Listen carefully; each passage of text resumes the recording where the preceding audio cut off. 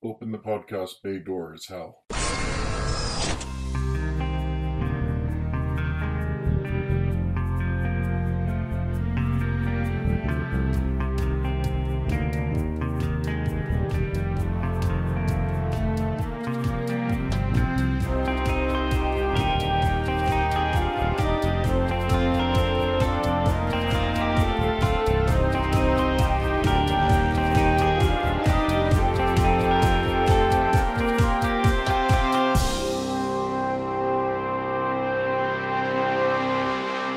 Hello everyone, and welcome to episode 128 of Welcome to Geektown. We'll be doing a quick intro this time, as there's an hour and a half of She-Hulk conversation to get to. But first off, I need to shout out my patrons for this month. As always, my sincere gratitude goes out to you, Justin Bailey, Jesse Clark, Lily Breen, Ricky Garvin, Rob Garrison, Forrest Woodward, Aaron Borst, Carla Hoffman, Lyndon Onstead, Julio Herrera, Matthew Saint, and Utuk Zul.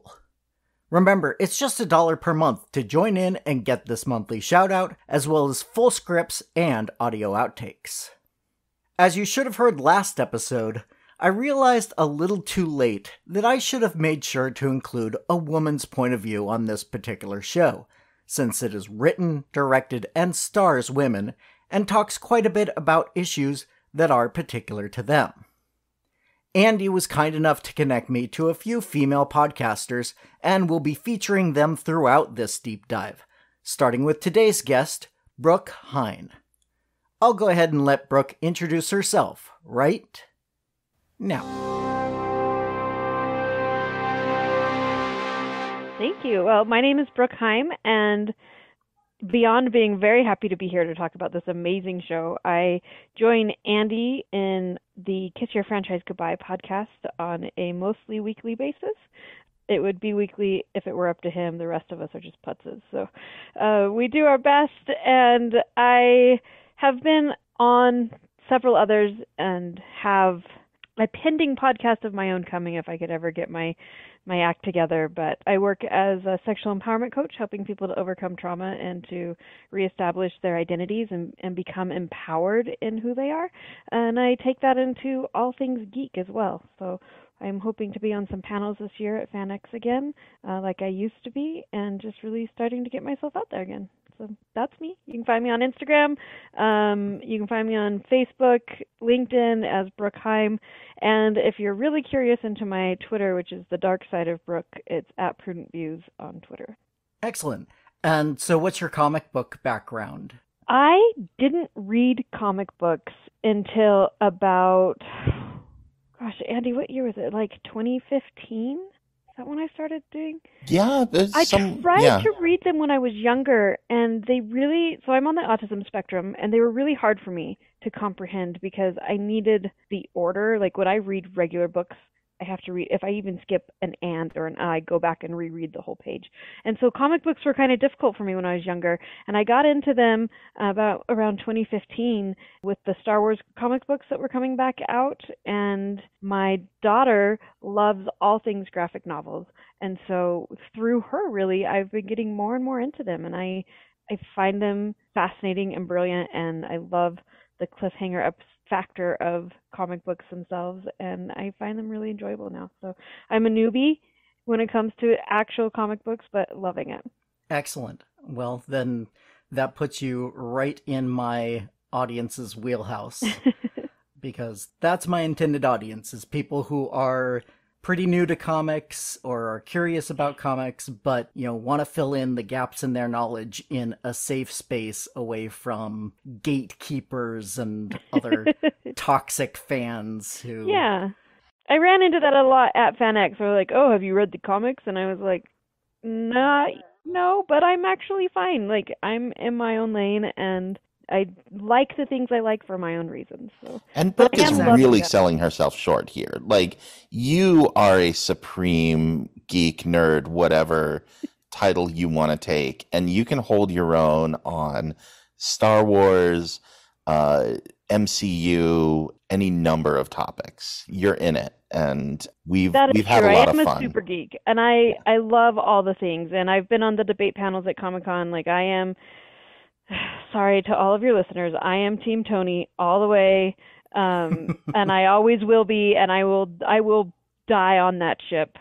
I will love him 3,000, so it's fine, and it's the way I roll. So, but I love all the things. I'm just late to the comic books themselves. Our relationship survived the Civil War We because did. I was That's Team good. Cap. So yeah, Hey, everyone's got their opinions, and every opinion is valid as long as it doesn't actually impinge on anyone Right, else's right. rights. right. And I like Tony for the same reasons I prefer Batman over Superman. Like, I'm pretty consistent in leaning towards Fascists. the dark I home. mean, Yeah. Well. Sorry, it Shots was fired. It was an easy shot to take. I'm sorry. That was too far. No, it wasn't. I It was fine. apologize. No, but I totally get it, and I do actually really understand. Like, Andy and I have had this conversation a lot. I understand the other side completely. It just isn't. I have probably been more like Tony, more like Batman throughout my life Mm-hmm. than the other, and so it's just where I relate. I come from that same space of, yeah, I appreciate being able to have another shot and to be seen for an evolving human instead of just where I was in that moment. So. Oh, and that makes total sense. All right. Well, why don't we get talking about the show itself? Yes.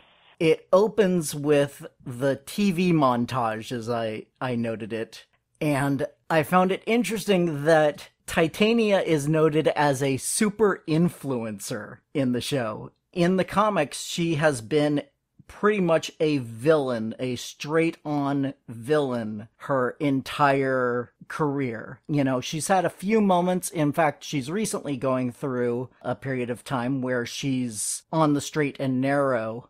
But from her origin as someone that Doctor Doom took in and gave superpowers to her constant fighting with She-Hulk, she has been a super criminal the entire time in the comics for the most part. And so to have her start out as an influencer who just happened to, as her lawyers say, according to the Chiron, the entire incident was an unfortunate misunderstanding and the result of an extreme case of low blood sugar. I have a theory. Well, first of all, I mean, I think this makes sense, like, in universe. Like, if suddenly tons of people are showing up with superpowers, it makes sense that there would be a Kylie Jenner, a Khloe Kardashian among them. That makes sense. Mm-hmm.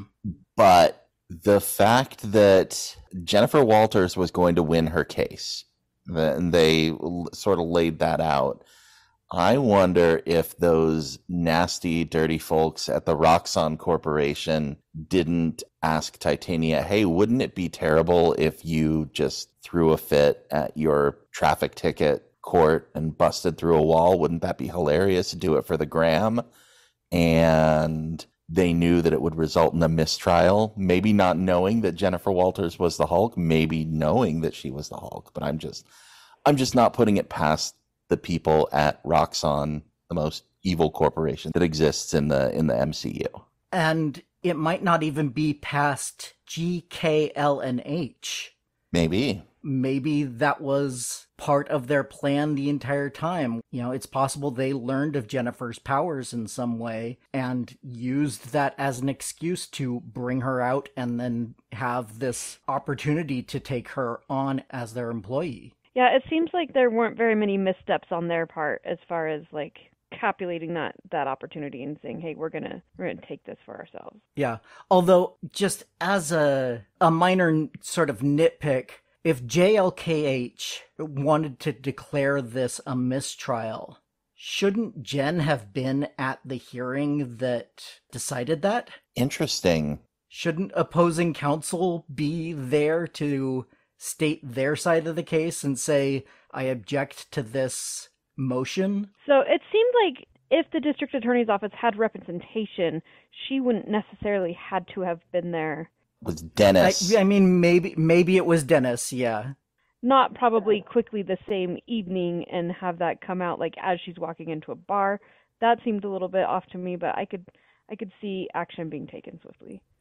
Yeah. And, everything gets sped up for TVs and movies and such, Right. just for the sake of story. So I'm fine with that, but it just hit the side of my brain that has watched many, many lawyer shows saying, hey, somebody else should be on the other side saying, no, this shouldn't go to mistrial, and it should be the lawyer who was working that particular trial, and so that would be Jen. But since I guess Dennis was her co-counsel on that, it could have been him. So that makes sense. Speaking of Dennis, we very quickly get to the bar where we meet up with Dennis again. And now, he seems to me on the cartoon level of bad man. But, Brooke, you can probably speak more to how realistic or unrealistic his portrayal is in that scene. It was incredibly too relatable. Like I have met, not even that far back, like recently, men who are at that same space. And they're so put off by you not needing them. Like they're genuinely so put off by taking someone else's experience instead of theirs. And I feel, yeah, like with the very last line when he's like, "There's a hot chick over there. I'm gonna go talk to it." That was unbelievable. That was like, I'm gonna make a caricature of myself. I'm gonna be like Barney from How I Met Your Mother. Like this is just like that one line. But everything else, I was like, ugh, you make me want to vomit in my mouth. I hate you. Yeah, Dennis is absolutely the worst. And like I said last episode, I hope we get to see some sort of comeuppance and to have karma show up and give him what he deserves. Yeah. I mean, they'll definitely go head to head on some case, and he's going to just like shrivel like the Wicked Witch of the West, right? That's got to happen. One could hope so. Yeah. So, after Dennis leaves, we do find out that Jen is unfortunately fired from her position. Now, I would think in a superhero world that superheroes would not have trouble getting a job. Anytime somebody becomes famous in the real world, if they have some sort of incident happen where they do a good thing, but they end up fired because of it, it seems like the very next story you read about that person is, and then they got hired by this firm who gave them a better job. Yeah, not everyone is Paul Rudd having to go work at Baskin Robbins, right? No, I mean, I think that it seems like Marvel always sort of does that to their heroes. They're like, we got to make it as bad as possible for them. The other thing that this also leads me, or lends more credence to my idea that this has been orchestrated by someone, that she has been specifically blackballed everywhere because now they only want her to have one avenue of opportunity, and that's to go work for the big evil law firm. I mean, I think it definitely plays into the storyline and where they're taking it, but also, at least from my perspective looking at it, specifically to the industry of law and having to be credible, having to win cases, having to have like as little risk as possible, right? Like if they feel like the jury is biased because they saw her on the news, not even just being because she saved their lives, but just like, or they don't know if she is going to be that female risk that's going to be too emotional and blow up in the courtroom. Like there's, in this particular instance, I can absolutely see big firms to small firms looking at it, doing a risk analysis and being like, that would be cool. It could be great, but not for our firm. Like we're going to play it safe here. We're going to go the line that makes it easier to ensure that we have a higher ability to win and mitigate as much risk as possible. Like specifically to law, I could see her, like I could actually see that happening and having her be like, and even just being a woman, like if it were a male superhero, I really feel like it would work towards his benefit of being hired. But being a female who moments before turning into the Hulk said she didn't want to ruin her favorite outfit and then had to take off her heels and like even though all that's very reasonable, yes, absolutely, I think it would be spun against her in a way that this would happen in real life. Yeah. And you can see on the boss's face his reaction when Jen, as She-Hulk, stands up and towers over him. Yeah. You know, he's like, well, this is uncomfortable. I don't want to, deal with She-Hulk. Please turn back into Jen. Because this is serious, right? Yeah. And so he'd rather talk to a drunk, normal person and fire her than the sober, powerful She-Hulk. Yeah. Instead. Have to sit in any sort of uncomfortability in who he is. Like, have to analyze his ego. Like, come on. Mm-hmm. And I have to say, this scene is straight out of the comic books. Dan Slott's first issue of She-Hulk. There is a scene in the office that She-Hulk is working at the beginning of the series. She's working at one law firm, and they fire her because GLK&H had one of her cases declared a mistrial. In that case, it was because of her work in the Fantastic Four and her multiple savings of the world. So it was like, all juries are going to be biased. And so they said, no, we want out of this. Once that can of worms is opened up, we can't have you work for us anymore. And so I can totally see that when it's such a global situation. But the fact that it was this individual jury that was the argument changes the math for me, at least. But I do enjoy that this ended up giving us a different credit title. Instead of She-Hulk Attorney at Law, shifts over to She-Hulk Attorney for Hire. Yeah, I liked that too. I thought that was great. I don't know if you've watched the movie or the TV show Jane the Virgin, but every episode of Jane the Virgin they do that, and I love it. I think it's so clever, and so I hope they continue that through this. I have not watched that show, although I've heard good things about it, so... But I have so many shows to watch, so it's hard. That's our modern conundrum. Yeah, it really much content. Is. Yeah. But, we already kind of talked about the job hunt and the rejection montage there. And after that scene, we have her on the couch with Nikki looking at the website. And this was where my brain went, ooh, eggs! Easter eggs. So many Easter eggs. So many Easter eggs. What did you guys catch? Brooke, did you see anything interesting on the screen? I missed it. I'm ashamed of myself right now. That was one place where I knew I had to stop and I'm like, oh, wait a second, because I'd been looking for QR codes because you pointed out that there were QR codes. Yeah. That's where the QR code was in this episode. Mm-hmm. Wow. I heard you mention that in the episode that you guys recorded together from the first episode of the show. All right, I'm going to go back through and rewatch it.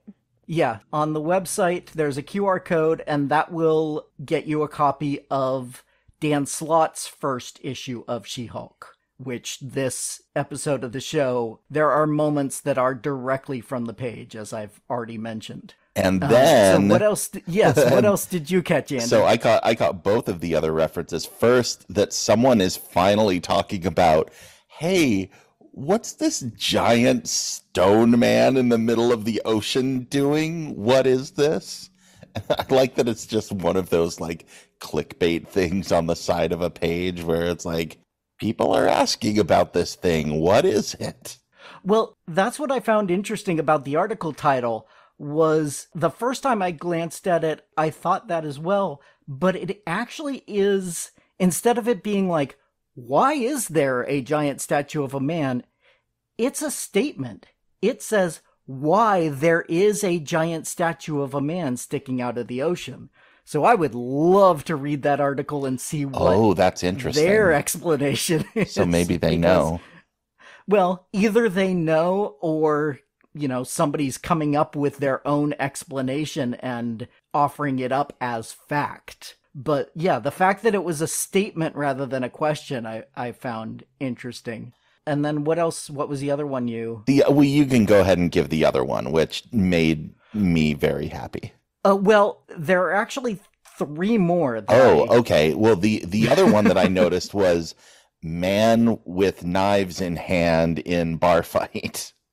And Yes, man fights with metal claws in bar brawl. yay!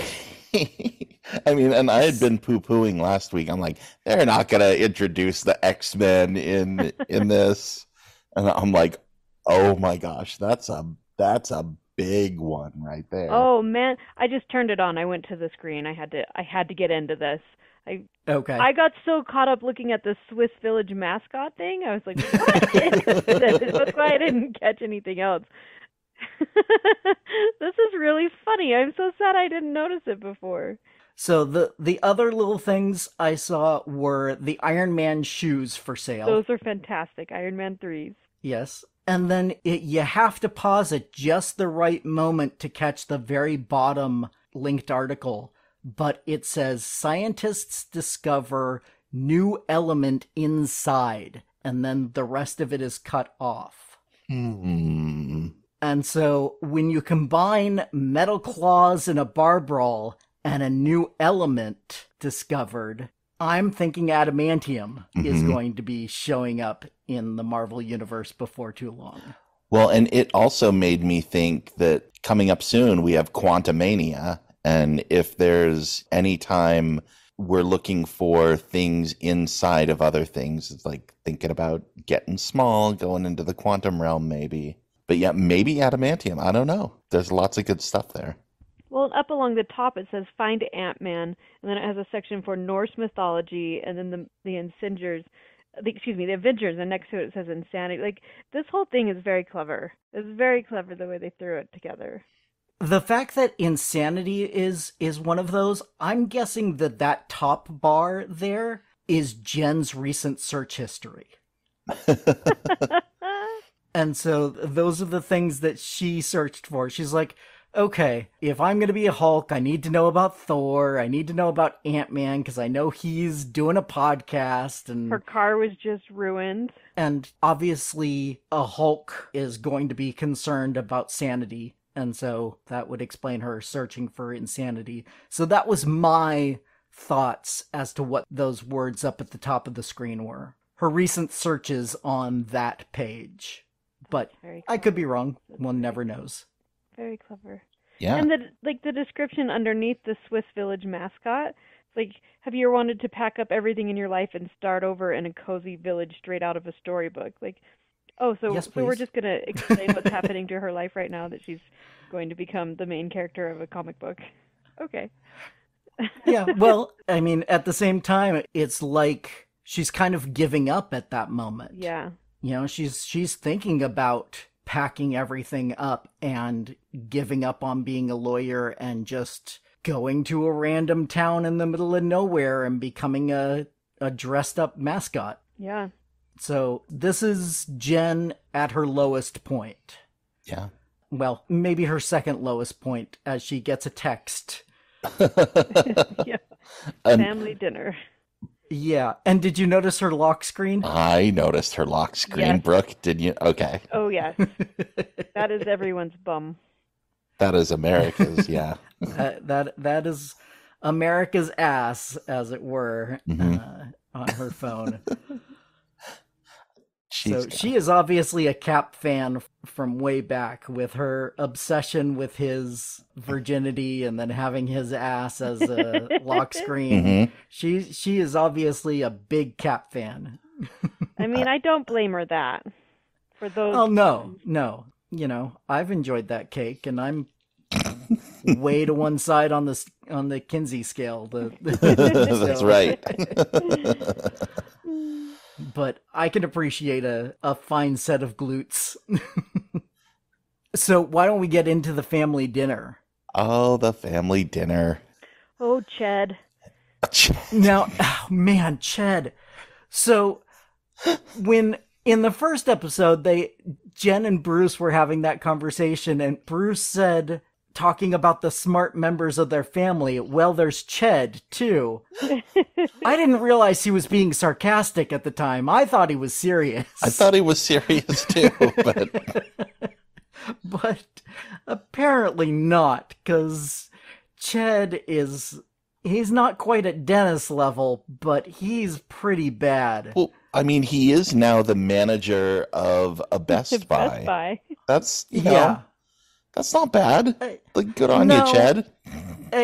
I guess, but he is not presented as an intelligent person, in my opinion. He is not intellectual. I mean, the very first thing we get from him was, "What? You told me to mention it." No, we told you not to mention You're it, Jed. fired! Yes, because everyone always wants to open a conversation with, "Yes, I've been fired recently." And I love how his parents are just kind of twisting the knife, or like, employed and promoted. It's just like, So, you are terrible. Yeah. Well, that was Ched's parents, I assume. Yes. So her aunt and uncle. Yeah. Yeah, but I'm guessing not Bruce's parents? Yeah, I Yeah. was guessing that too. It felt like Ched was kind of, I don't know what it's like to just have a couple of cousins, as I have like 95 plus, but it seemed like Ched was kind of their inside joke. And so his parents kind of are also. Like, I don't think they would be that same way about a sibling or someone who was a direct blood relative to either one of them. Mm-hmm. Right. I do want to talk about Mr. Walters, though, played by Mark Lynn Baker, cousin Larry from Perfect Strangers. Oh, okay. That's who he is. That's who he is. I wasn't a Perfect Strangers watcher back in the day. Yeah. But I knew he looked familiar somehow. So yeah, that's great, and I think he did a great job. He did, yeah. He put some nice little touches on there. I think he obviously knew what the show was and what he's supposed to do, and he's supposed to be caring and empathetic, but he's also kind of a dork and doesn't really know how to navigate this whole thing. But he is trying to, like, in his own way, he thinks he's being helpful. He's like, hey, this isn't the worst thing. I mean, you didn't destroy a city, and Well, I found that conversation in the garage very touching. Yeah, me too. I was like, basically, can you be my dad now? If my dad was half as supportive as that, I would be very appreciative. Yeah. Her dad noticing and taking her out to the garage and saying, "Hey, let me check in on you. Are you okay? yeah, Let's talk about it." that was nice. You're okay. The thing you were dreading happened, Yeah. but you can stand up and you're still here, and you get to keep moving on. I felt like they got the dynamic really great too. Like you said, like there's this thing that happens with family and family dynamics where you try to be like respectful of each other, but still pry too much and are still just a little bit inappropriate and don't quite handle things well because of all the background that's happened throughout all of your lives. And so the anxiety that she's feeling of having to go there and sitting there, and her mom and her dad like overbearing and then like prying too much and giving her number out, and the aunt and the uncle trying to like, well, she's a stylist, let's promote this at the same time, and it being like totally inappropriate, and these things happening, and her just sitting there and being like, oh my gosh, is this really happening? And her dad, like that relationship with her dad, but that you get through the conversation between the two of them. He sees her, he sees his daughter, he sees his little girl, and he, Yeah. even though he may not know how to do it or what to say all the time, there's nothing that's going to give her heart a hug the way that her dad does. And so going out there and being like, yeah, I'm fine, and then immediately having all of her defenses melt away and just like completely open up to her dad, that's so relatable with that one person in your life that you try not to show things to, and then regardless of how hard you try, everything still comes out because they've got your back. Like, I felt like that was really well represented. Yeah. Yeah. Definitely my favorite scene in the episode was that one right there, because it just was so real and so heartfelt. But moving on from that, we go back to the bar. Back to the bar. And Holden Holloway shows up. Now, is he a character in the comics? Is there a Holden Holloway at Yes. the law firm? Interesting. Yes. GLK&H stands for Goodman, Lieber, Kurtzberg, and Holloway. And Holloway is the only one that we meet and is the only one that is a fictional character. Because Goodman, Lieber, and Kurtzberg are references to Martin Goodman, the original publisher of Marvel. Smilin' Stan Lee. Yeah. Stanley Lieber, Lieber.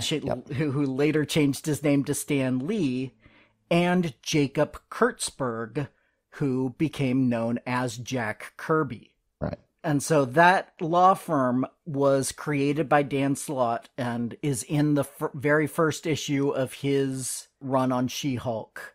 And like I said, Holloway is the only partner that we ever meet at the firm. And this is another one of those scenes that is straight from the page, except for one very important detail. In the comics, the prerequisite of working there was that she always be Jen. And not be She-Hulk at work. Because She-Hulk is a freewheeling, adventure-loving superhero, whereas Jennifer Walters, is a serious attorney, and they wanted a serious attorney who just happened to work in superhuman law. Gotcha. So a little bit of a subversion on that, but I think probably going to what they're trying to talk about with this show. I think if I can see where I think they're probably trying to go. Well, and I also think it makes a whole lot more sense to set up that conflict while Jen is still learning how to be She-Hulk, learning to be comfortable with She-Hulk. Because in the comic books, she prefers to be She-Hulk and avoids being Jen most of the time. Mm-hmm.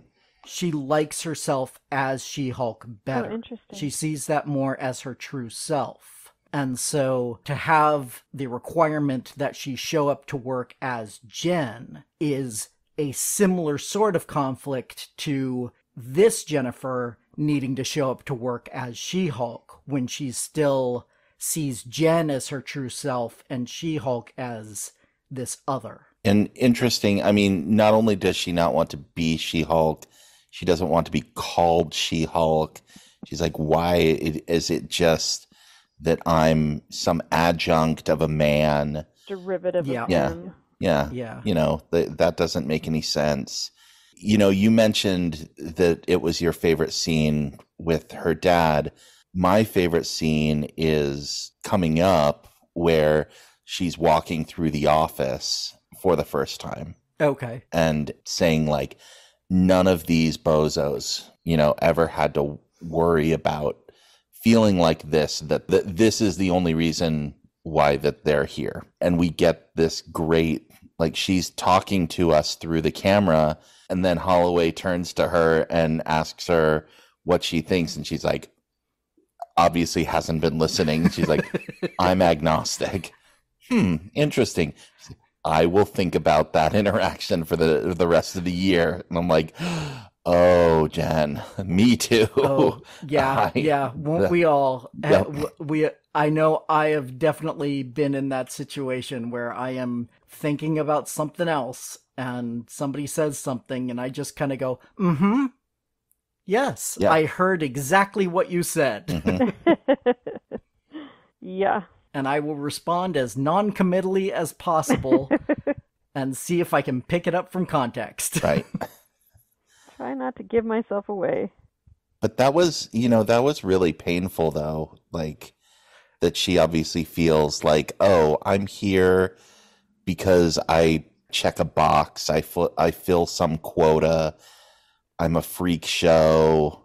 You know, that's the only reason I'm here. They don't want Jennifer Walters, brilliant attorney, who almost kicked your ass in court. They want She-Hulk, the big green person who I don't even know if I like this persona. Mm-hmm. Like, that's difficult. Certainly not something I've ever faced.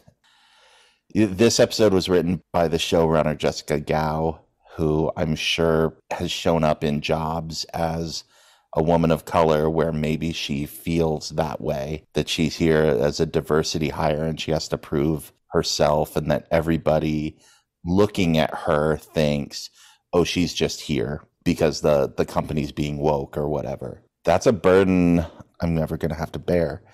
And I like that they sort of threw that in there as another discussion of like, oh yeah, this is what it's like.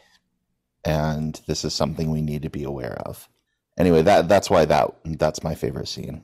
I feel like the writing in this show gets so well. Like I wasn't expecting it to be so relatable to me, just not knowing very much about the characters and things. And so I like that it's something that we can feel the same on and be coming at it from totally different scenarios, but that you can see where she's coming from having not lived it, and I can see where she's had these experiences and feel like it's so relatable to me.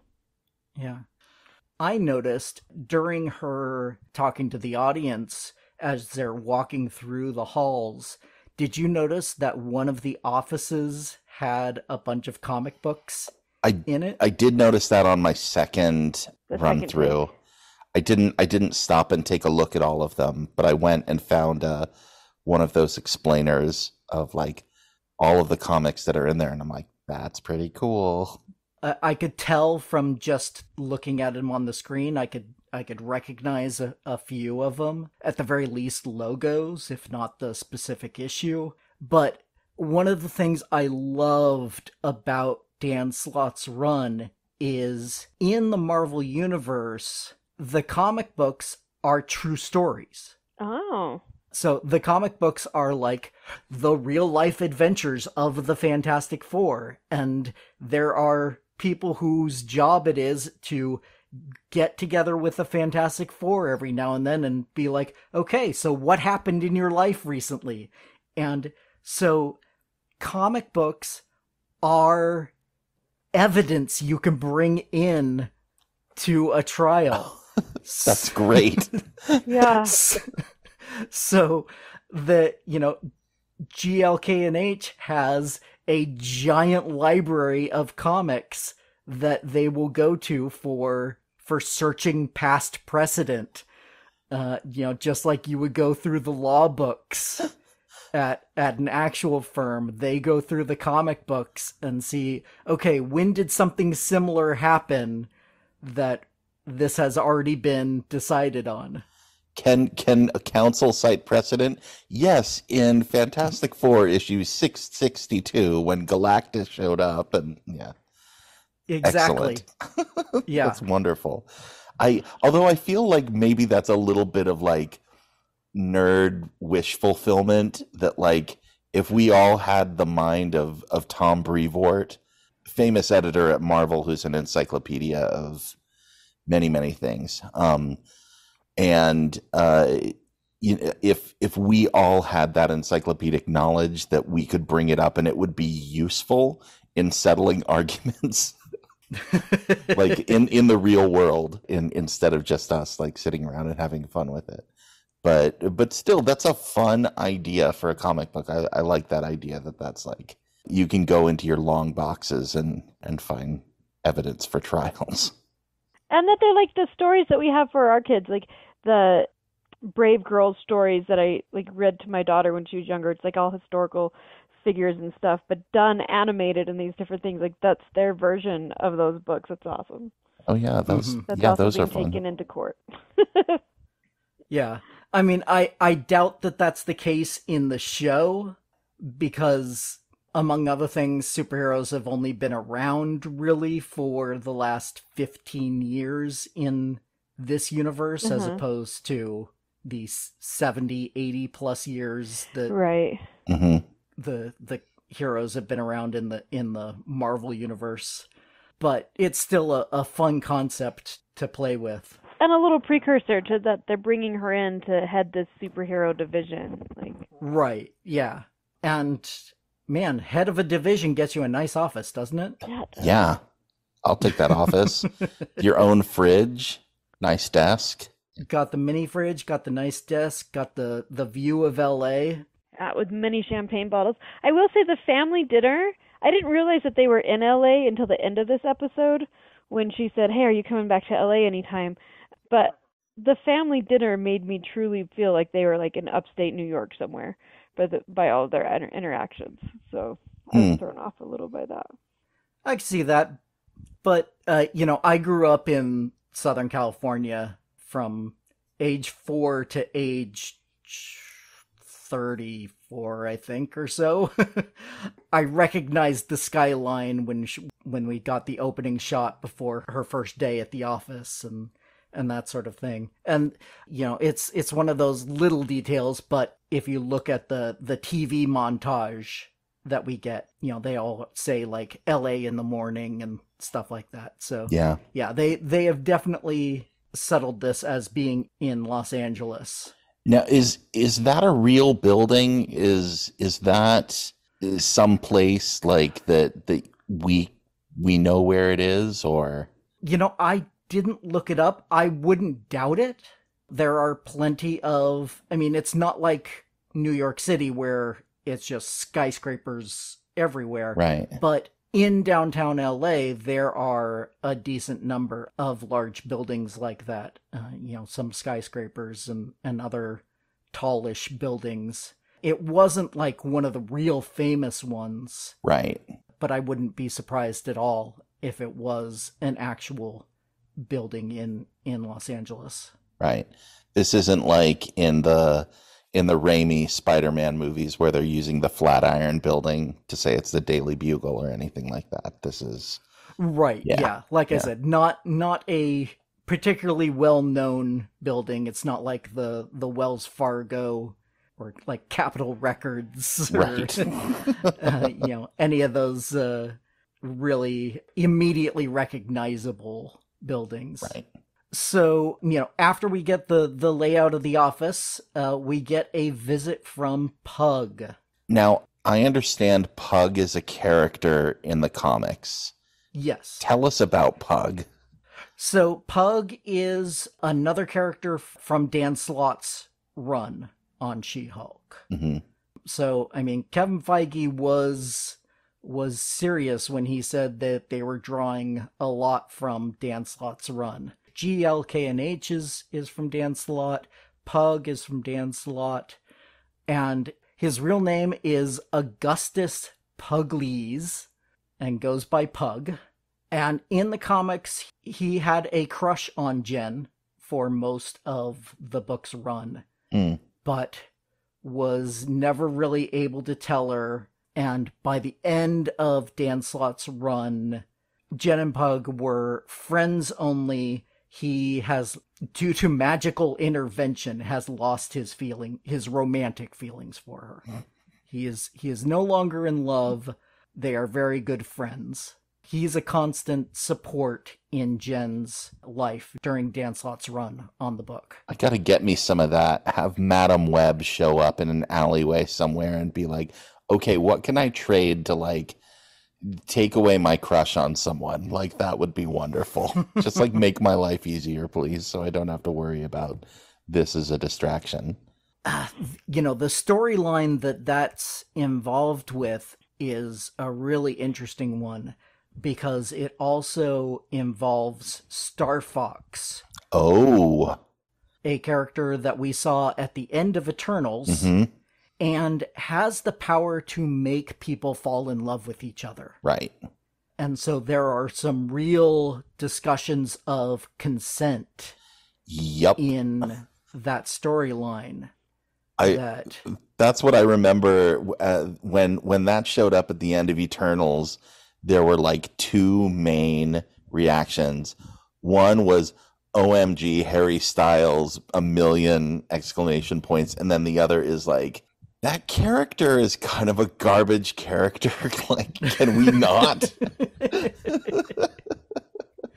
That seemed to be the discourse TM around Star Fox showing up at the end of Eternals. I don't know. I guess we'll see what they're gonna do. I'm gonna guess that they're gonna change his powers for the movies. Probably. I think they have to at this point, because there is such a problematic power set to manipulate people's emotions like that, to make people fall in love, and to have those questions of consent and is something like that rape. Yeah. Unless they are really going to go there and really going to dig deep on that sort of issue, I think they're just going to bypass. Change it. I mean, do it in a way that's obviously digestible, that can be like facilitate the right conversation. But it seems like a great opportunity. It would be a great opportunity. I agree, but I think it's probably safer for Disney, and I think because of that, it's probably the way they're going to go, is to just avoid that entirely and change his power set rather than... Because, I mean, really, if they did go that direction, that's what the movie would be about, whatever movie it was. You know, whether that was Eternals 2 or Infinity Watch or whatever movie, you know, Star Fox next appeared in. If they were going to deal with it, then that would be what the movie was about, or at least a very large part of it. And I don't think that that's the kind of story that they're looking to tell in Marvel movies right now. Maybe a Marvel TV show, you know? A TV show would be good. They should do the TV show, but you'd still have to start with the power somewhere. I only have one thing to say to that.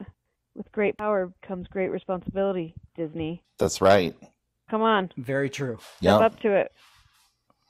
So it would be really interesting. I like the idea, Brooke, because yes, I think it is something that deserves discussion of the ethics of it, rather than just like, oh, well, let's pretend that isn't real and that isn't problematic. Yeah. But at the same time, I don't know, like, that would be not great if suddenly Harry Styles was showing up and like putting the whammy on people to like make them fall for each other. Yikes. Yeah. And from another side of it, would Harry Styles want to be involved in that kind of story? Right. Mm-hmm. It would take a very conscious effort to do this well and do it right, to where the right message was coming out, and only like in a movie space heading into a TV show, like having certain themes come out and certain ones be very not played down, but written in a way to where it didn't take over the whole movie. I think it could be done. It would just have to be intentional. And I think it would probably take a very strong and well-voiced, intelligent female to come in and be a part of that. And Agreed. Like you said, that may not be what they may just not want to do it, which is unfortunate. I agree. It would be a better world if we had more stories like that out there to open up these sort of discussions. I just don't think that we're going to be getting it in a Marvel movie or show anytime soon. Yeah, it's just unfortunate, right? It's just like, what an opportunity. Yeah. What an opportunity for something that's so needed right now with everything that's going on, to start talking about consent and different things. Like, it's just unfortunate, because it could be really digestible for kids, but also hit a bigger note for when they get older. Like, it could be, but anyways, I digress. I'm agnostic. I'm not. There we go. All right. Well, why don't we get back on topic then, as we move on to Jen meeting with Holloway in his office and finding out what her first case is going to be. The parole of Emil Blonsky, a.k.a. the Abomination. Which, I mean, obviously, once the show was announced and they told us who was starring in it, I knew the Abomination was coming back, but it was a surprise to me when they announced it, because that original Incredible Hulk movie is so old now, as we'll get a reference later, that it starred a completely different Hulk. Right.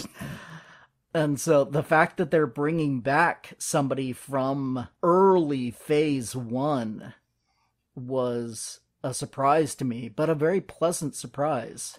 Well, and I was really glad because I mean, I'm a big fan of Tim Roth. Hmm. There's a great show that he did. There's about 50 episodes called Lie to Me, where he has this team of people that his superpower basically is being able to know when someone is lying. And so he's brought on to like consult on court cases and so on. And it's just a really great show, and he does a great job. I really liked him in the Incredible Hulk movie. I like him even more now. I thought that like just the 3 minutes he's on screen, it was just so much fun because he's obviously having a meal with this. Yeah. He's just, I think it's playing so much to his comedic strengths. Yeah. Whereas the first movie, the Incredible Hulk movie, he was playing it much more straight. I'm a military man, and I must get I must reach my target. Mm-hmm. But now he's playing it so much more, loose and relaxed and all this stuff that, yeah, he's having a lot of fun with it, and I'm having a lot of fun watching him. Yeah. He was like an unexpected little, like, every time we think of things like this, the Slurpee machines at 7-Eleven used to have one for Sprite, and it would say more refreshing than a breeze of fresh air up your skirt in the summer. And that's kind of like how I feel about characters like this. It's just like, oh, that was unexpected, but like really nice. I liked what they did with him here, and how the humor but also like the little bit of empathy that you get to have for a moment of, hey, there are two stories here, and how is she going to stay true to who she is and her morality and values while taking on a case and representing it not just for money, but actually wanting to do it for good reasons. And I thought it was really well done. Every scene in this is just like so smart. They're facing the issues head on and making it believable as to why we're moving forward. Yeah, although I haven't watched The Incredible Hulk in a little while, but his story as he tells it here doesn't quite line up with everything that I recall from the original movie. Right. He says, like, they pumped me full of super soldier serum, and yes, that's true, but A, he volunteered for that, and then B, he later volunteers outside of the military's influence to get gamma rays added to this whole mixture when he meets up with Sam Stearns. Right. I think it's really interesting, though, like psychologically, like if you thought you were going in to be the good guy and you're watching Captain America and you're watching these things happen and you're like, yeah, I'll sign up for that. And then you have this totally other reaction to it.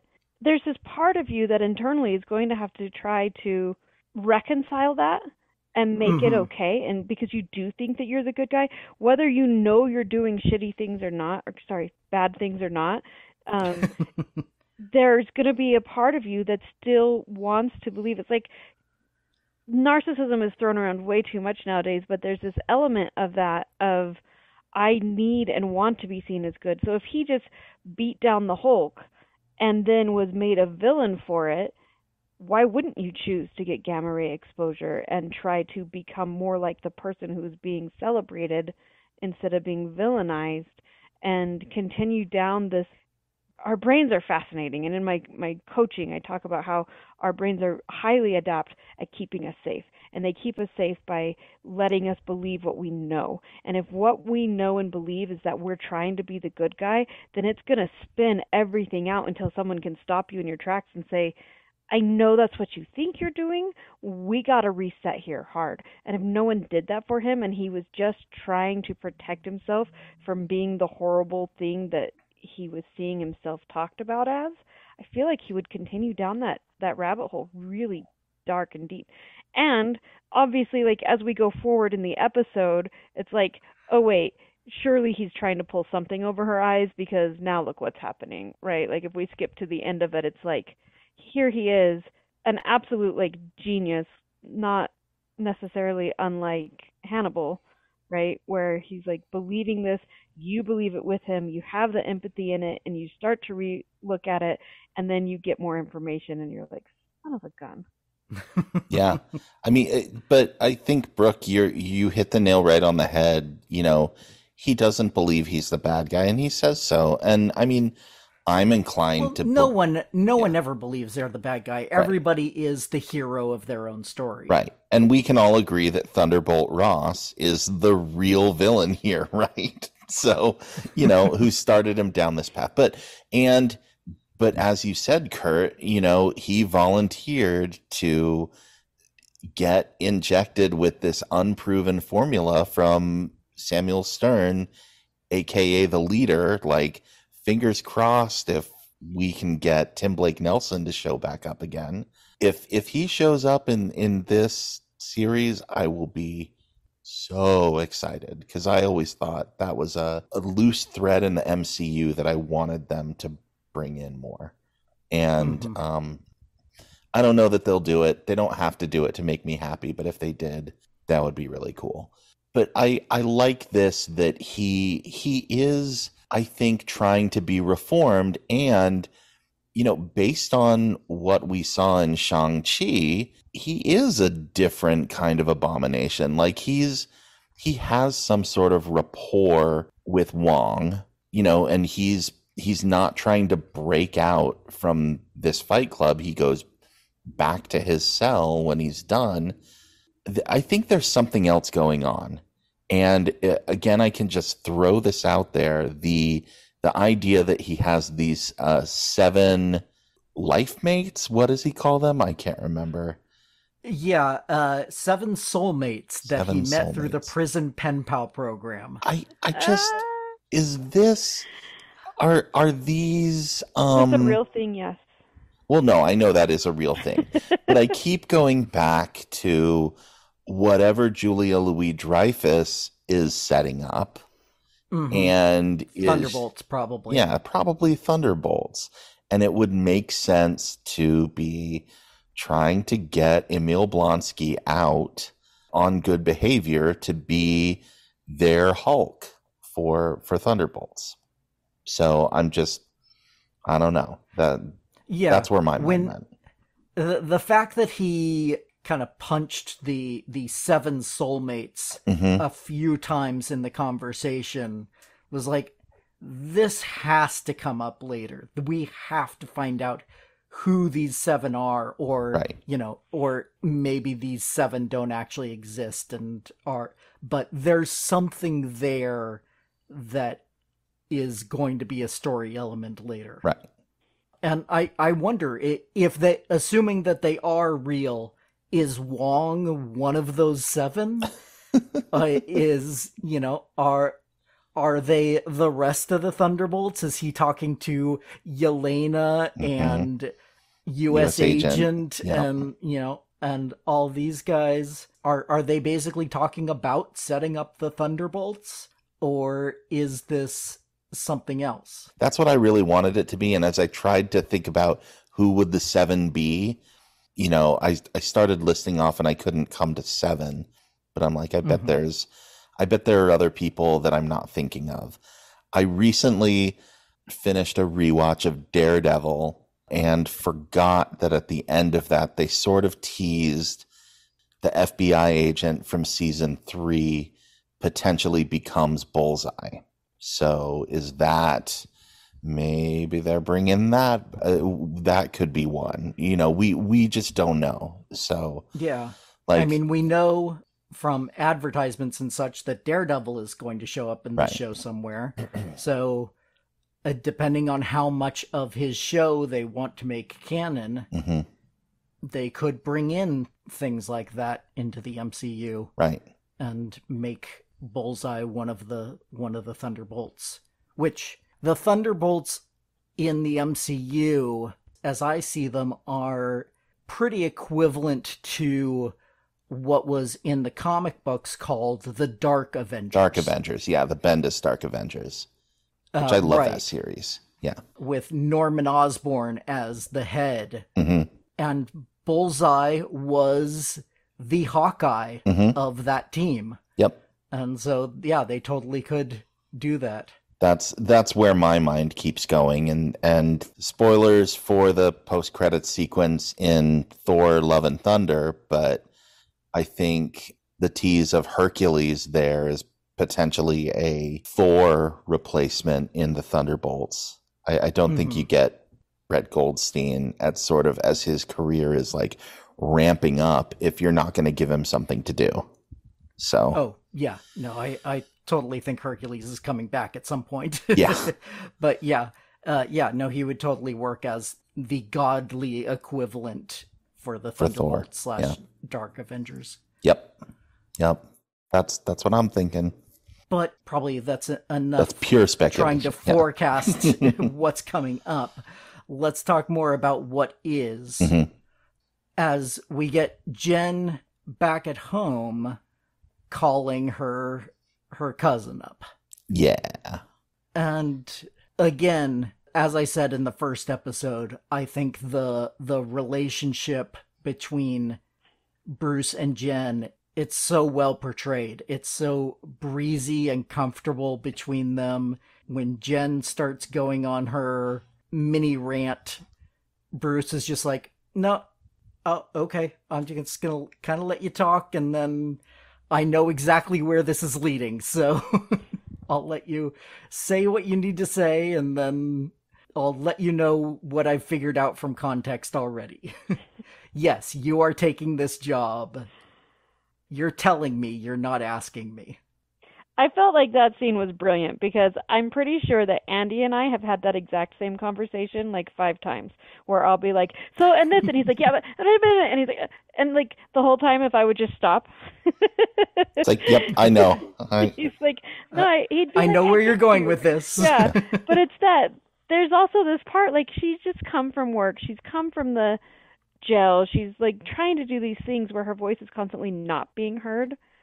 And even though he has not more information than her, but just additional information to what she has as far as like having received a letter from him and gotten the haiku and these different things. I'm sure what he would have said could have negated the whole conversation, but she's conditioned to not being able to speak fully her mind and being spoken to by men. And so like this, just the playfulness and the space and safety that she has in being able to call him and ramble off like that, much like into what I'm doing right now, is so beautifully portrayed because she needs that space. She needs to be able to say those things. She needs to get it off her mind, and she needs to keep over talking him when, I mean, quite honestly, he doesn't need to try to keep interrupting her. He could just let her like have the floor and speak fully, but then that's also bringing his personality into it too. And I think, like, I have a couple of cousins who are male that are around the same age as me that we have very similar relationships to, and I loved it. I thought the whole thing was cute and funny and brilliant and desperately, like, appropriately showed for what she would be feeling in that moment. Yeah, exactly. And this is where we get my favorite joke of the episode, which I alluded to earlier. Hulk says, "Oh, that was years ago. I'm a completely different person now." Literally. Yeah. And Jen looks at the camera and says, "Ha." I understood that reference. Exactly. Yep. Yeah. No, it was good. That was it. I like it because, I mean, this is the show where they can acknowledge, like, we're in a show, we're in a movie, and not have it be too weird. I liked it. I love fourth wall breaking humor, and so this show is right up my alley, and I'm loving every minute of it. But the conversation ends with a little bit of a surprise here. What did you guys think of the revelation that Hulk's on a spaceship? I was dying to know more. Yeah. I'm like, well, Hulk's in space again. Okay. And apparently cell phones work somewhere in space. Like, that was cool.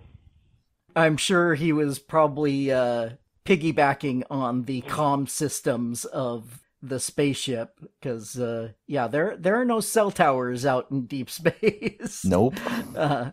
So I have to wonder, obviously this is Jen's story. Mm-hmm. There's a reason that this show is titled She-Hulk, not The Hulks or She-Hulk and Hulk, or anything like that. This is Jen's story, and if Bruce was there and available the whole time, then we would constantly be asking as an audience, why isn't she calling Bruce? Why isn't she getting Bruce to help her with this situation that is completely new to her and, that she's uncomfortable in? Well, right. maybe as a male audience. Fair enough. But I think, if I was dealing with something that was completely new to me and I had a relative who had a lot of experience in that situation, that I would probably go to them for at least advice, if not to pull me out of the fire if I got too deep into something that I could, that I thought I couldn't handle. It's a question that comes up in all the movies, at least from some portion of the audience, is why isn't X calling the Avengers right now? Right.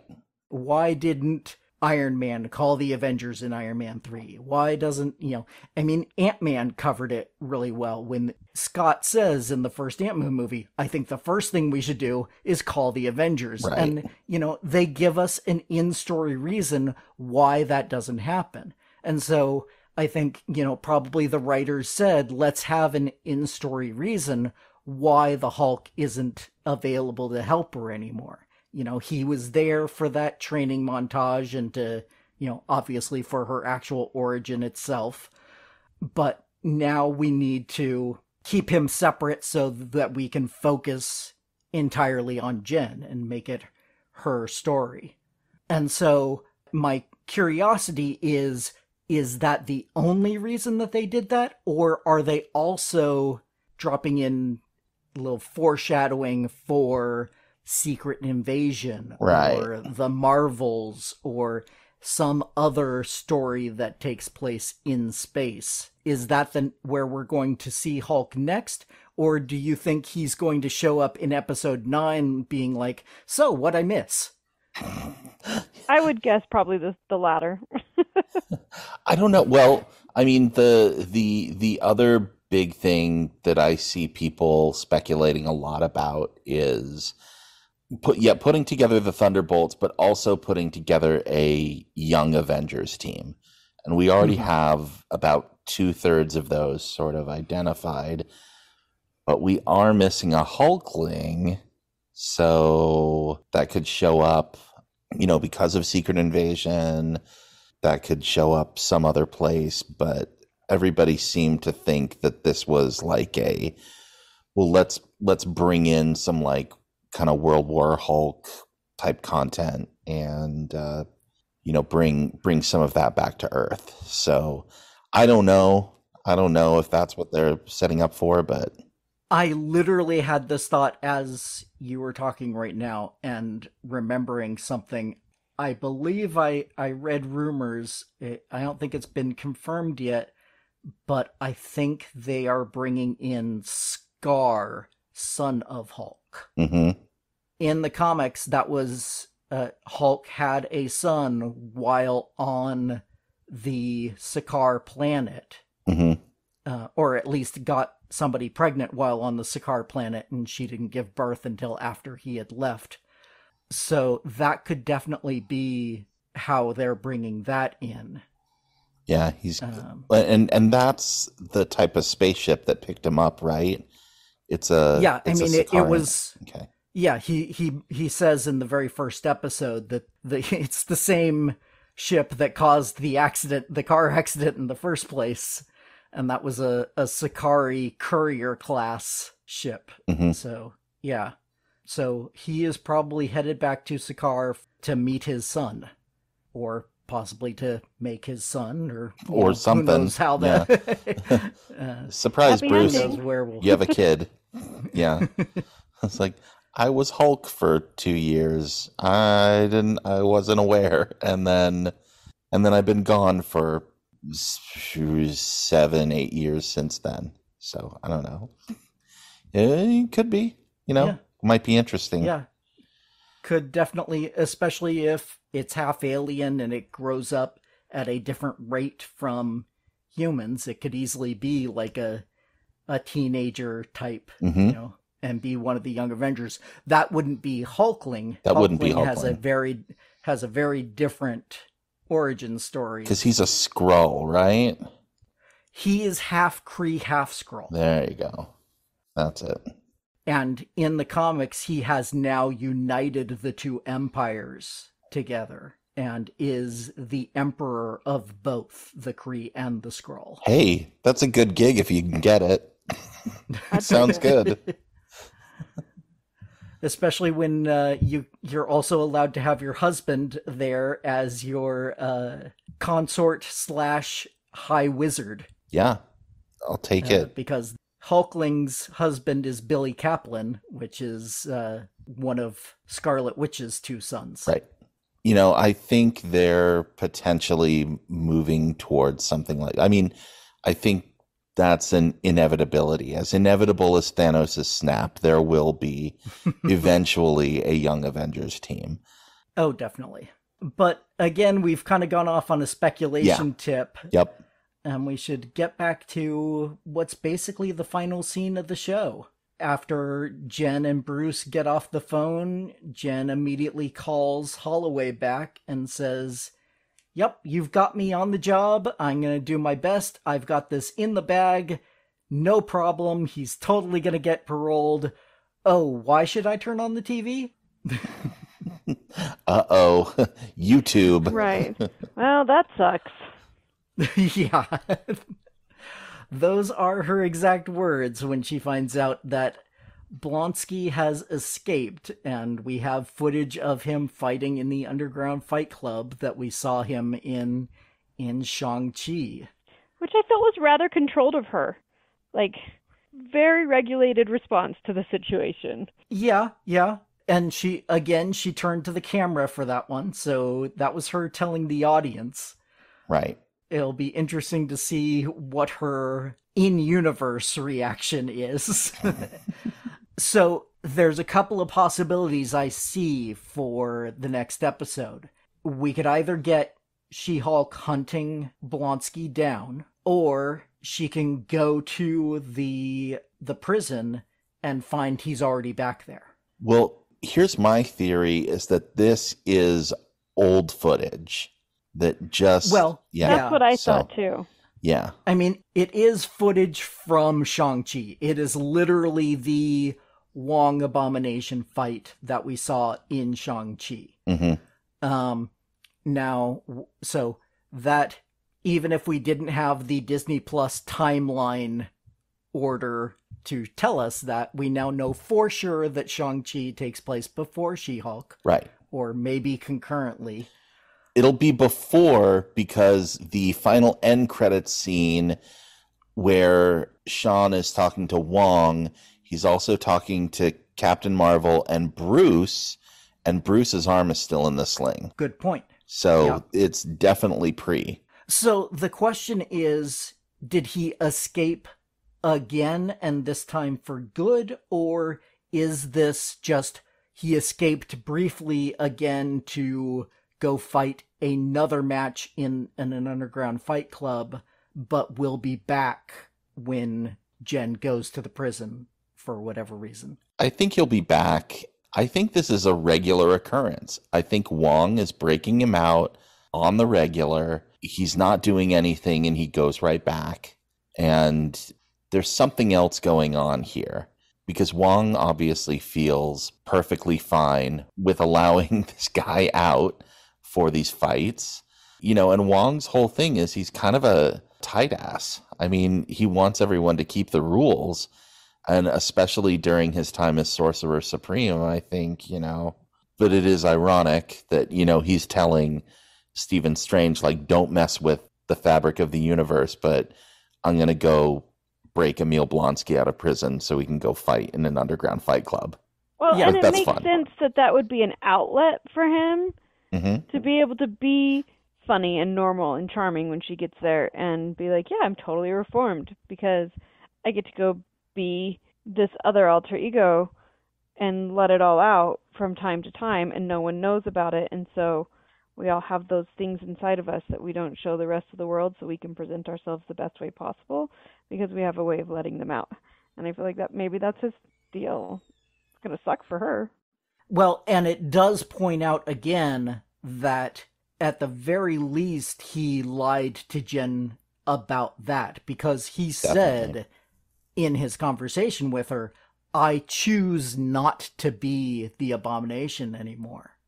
And obviously he is choosing to still be the abomination from time to time. Do you think that he's like psychologically like screwing with himself though? Of being like, what are the semantics that I can get away with? It's like in Game of Thrones when Peter Dinklage's character is talking about his sister and he says she chooses to use the truth to tell lies. And so he's like using these very subtle truths of, no, I'm choosing not to be him right now in this exact moment because I have other times where I get to choose to be him and let it all out in a very controlled and regulated way because they're breaking me out to do this so that way it's permitted. But I'm choosing not to be him. And so like in his mind, he's telling a lie but with truth, and he sees it more as truth than lie. Yeah. That's possible. Now that they've turned me into this human, you're giving Emil the largest benefit of the doubt. Right. Like, I just think as a psychopath, if you had been turned into a psychopath by what you believe was the fault of the government, right? Mm-hmm.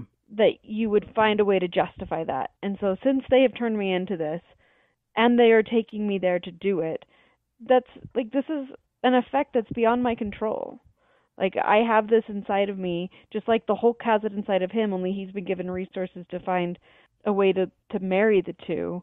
And this is how I'm doing it. They take me there, so it's permitted and allowed, which allows me to be the good, whole good guy that I really believe that I am on the other end. And so therefore there's no conflict in that for him, because he has to live with the outcome of this. Does it make it right? No. Is it accurate information that he's given her? Absolutely not. But can I see where he has completely justified it in his mind? Yeah. Yeah. But that makes it scarier because that means that he's going to justify it whenever he wants to. That's true. If you can justify it once, you can always just stretch it that little bit every time. Is like, well, this isn't that big a difference between what I was doing before. Well, the government is asking me to do it again, and so I'm working for the government, and so it's sanctioned, and so he'll keep pushing until he's once again going on a destructive rampage in Harlem. And that's how we end up in all these things. Sorry, go ahead, Andy. Yeah, no, but again, I think there's something more here, that there's something to this, why Wong is doing this rather than like, oh, let's just let this guy out to blow off steam. Either there's something with them trying to, learn more about the organization run by Sean's sister, who runs the Fight Club that they're trying to, infiltrate and be on the inside, or something else, that a group like Hydra is involved in this, or the leader. We don't know. I mean, I think that there's probably something a little more, and there's a reason why Wong would be doing this, other than like, oh, this is fun. Because Wong could like fight anybody in Kamartaj. So why does he need to like go and do this in an underground fight club? Well, for the money, probably. Oh yeah, that's true. That's true. For the money, so he can buy his own ham and rye. Yeah. Makes sense. All right.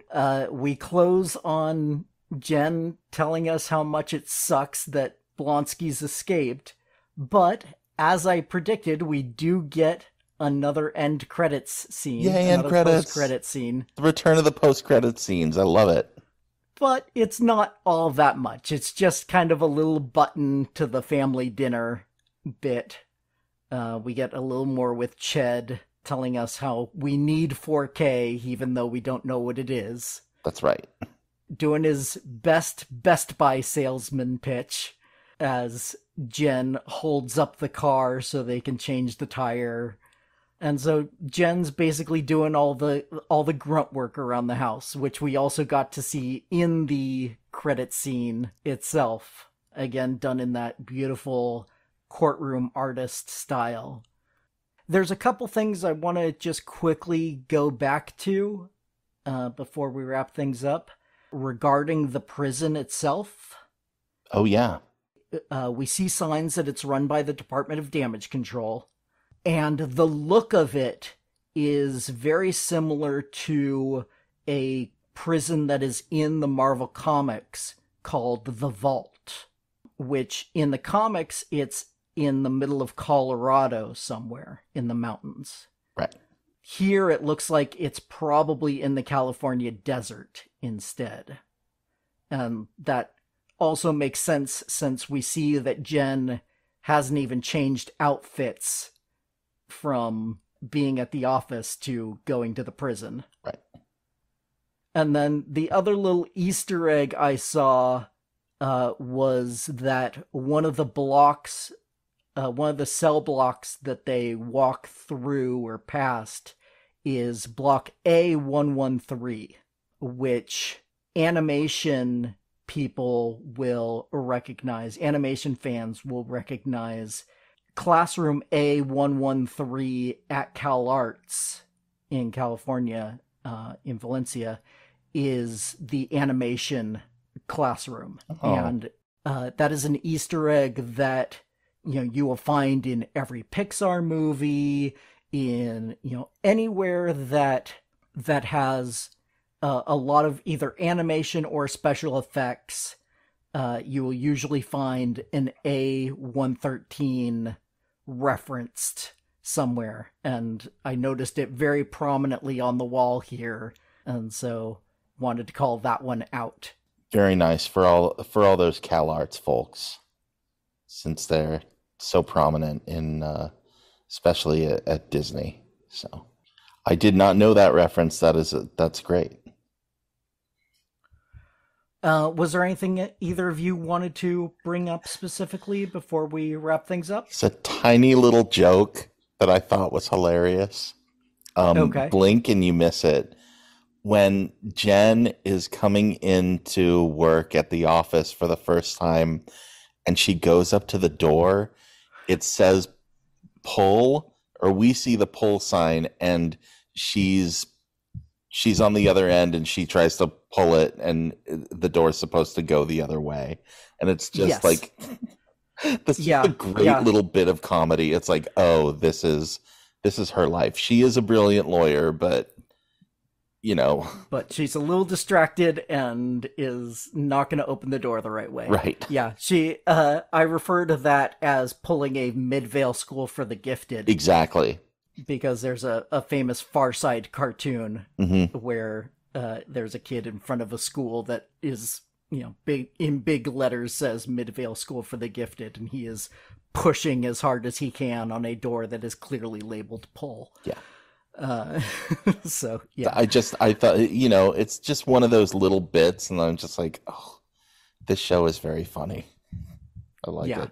Yeah. It's not like sitcom jokey funny, Mm-mm.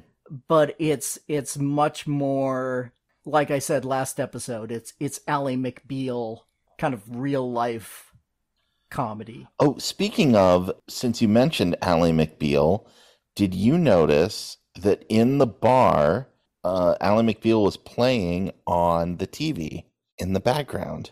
I couldn't tell for sure what show it was. I didn't see Callista Flockhart in any of the scenes that were on the screen. Mm-hmm. So I didn't recognize it specifically as Ally McBeal, but I knew it had to be some sort of lawyer show. How did you...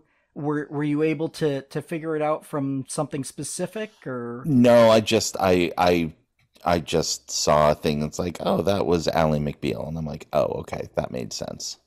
So yeah, no, it totally makes sense. I knew it had to be some sort of lawyer show, but the fact that it's specifically Ally McBeal, which the creators of She-Hulk have said is one of their influences. That's a nice way to pay homage. I think the only thing I would bring up is just how amazing Nikki is as a best friend, and how I want more Pug in my life. That's all. Those are my only two things. Yeah, I think both of them are going to be, Nikki we've already seen as a great supporting character, both in the TV show definition of supporting character and, just someone who supports Jen, literally, who is there as a friend and as moral support for Jen through her trials and tribulations. Pun intended. Yeah. Love it. Well played. I know from the comics that Pug is also going to be a good friend. I'll be interested to see if they do anything with the romantic, unrequited love/crush aspect of it, or if he'll just be a good platonic friend. I would be happy either way, but I definitely want to see more Pug as well, because he's a great character in the comics, and so I hope that's translated well to the show.